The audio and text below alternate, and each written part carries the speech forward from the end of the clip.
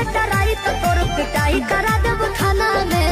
ओहू से नहीं संभाले ले अइबे तो जहर मिला देब खाना में। भेजी पटन लोरे से कहतानी जोरे जोरे से आवे परी तोरा घोड़े से। बर्बादी होई बाकी शादी होई मोर तोरे से। बर्बादी होई बाकी शादी होई मोर तोरे से।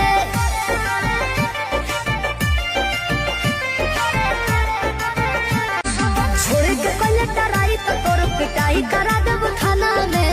ओहू से नहीं संभाले ले अइबे तो जहर मिला देब खाना में। भेजी पटन लोरे से कहतानी जोरे जोरे से आवे परी तोरा घोड़े से।